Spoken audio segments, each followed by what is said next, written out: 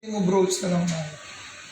Kung nung nag-install tayo, nag-add roles tayo, ito naman, pabaligtaran, remove roles. So, magtatanggal tayo ng roles.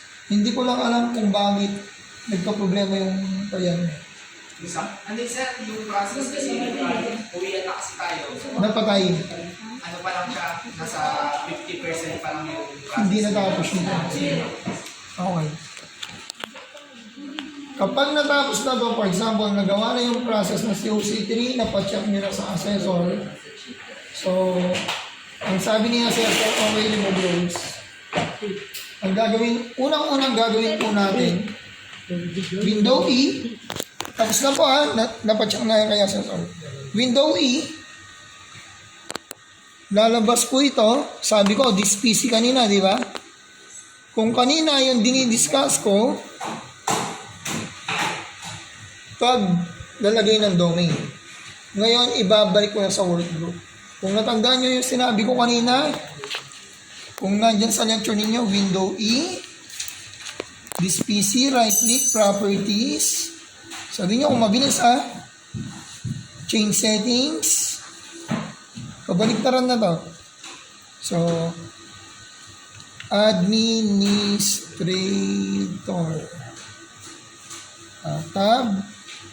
Admin 1, 2, 3, 4. So, linagay ko lang yung administrator and admin 1, 2, 3, 4. So, change tayo. Ibabalik na natin. Naka-domain tayo, di ba? So, ibabalik ko na ng work group. Take note, kapag ginamit mo na si CSS, tapos nag-install kayo ng nag-add kayo ng bagong roles, then mag-create kayo ng bagong domain, huwag nyo nang uulitin yung css.com. Pwedeng pangalan ninyo, pwedeng pangalan ng aso ninyo, ng kapitbahay nyo, ng ex nyo, ng kaaway nyo. Basta wag lang naulit yung pangalan ng domain. Bakit? Existing na kasi pag naulit. Kapag nagita ulit ni server yan dito, ginamit mag-error yan. Sabi na, ginamit ko na to existing na to di ba? Dapat unique. Magkama-error tayo ulit. So, iwasan nyo na, dapat unique, hindi na uulit. Gets? Gets, sir. Sige. So, pagdating sa work group, type natin work group.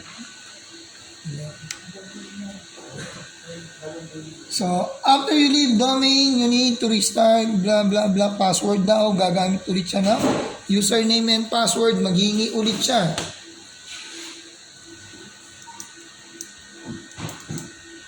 So, welcome to work group. Yan. Okay. So, magre-restart to.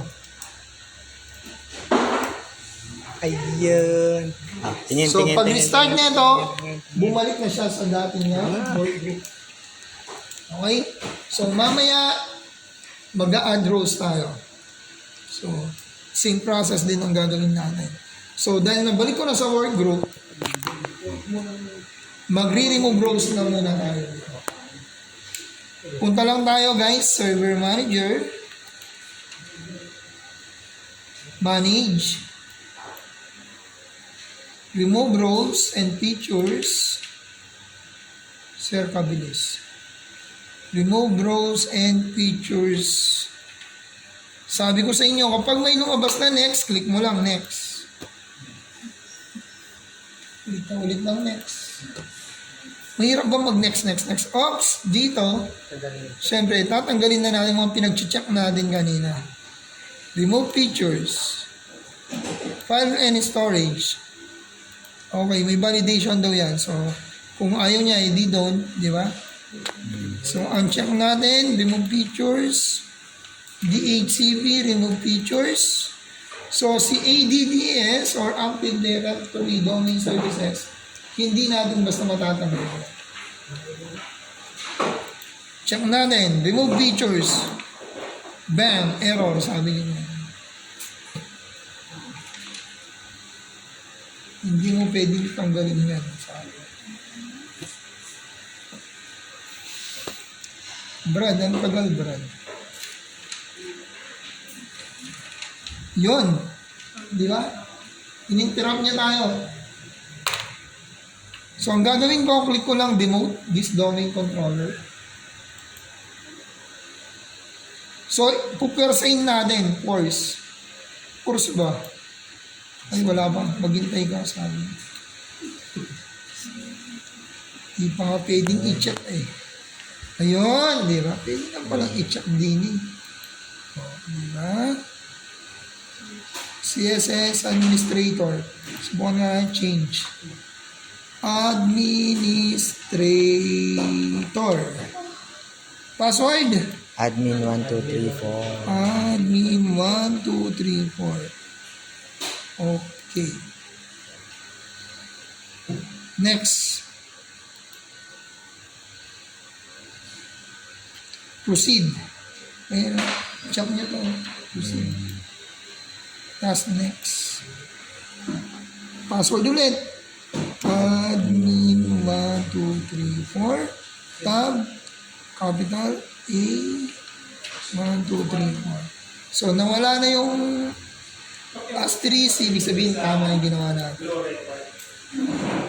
So, pag nag-next ako, i-click ko na demote. Yun. So, hintay-hintay lang.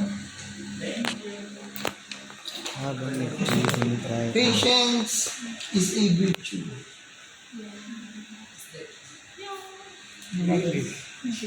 Ay?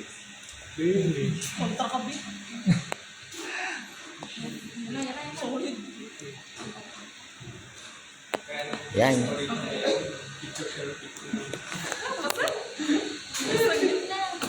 Okay, so magre-restart po siya. Hintay. Hintay lang ulit. Close ba? Close mo na. Close ba? Oh, close ba? Sabi niya, turn off ba? Restart mo na. Restore. Ay, nag-shutdown ba?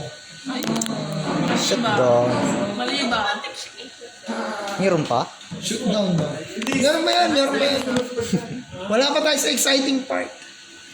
Okay. Kaya nga, Bago mag-discuss. siyempre, mabagal lang dito. Dini-discuss ko. Pero kung hindi ko i-discuss, click.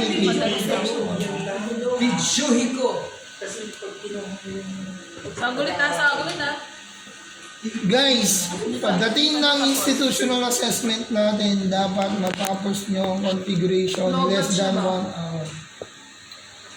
Less than 1 hour. Tapos, storage. Hindi pwedeng lalampas kayo ng isang oras.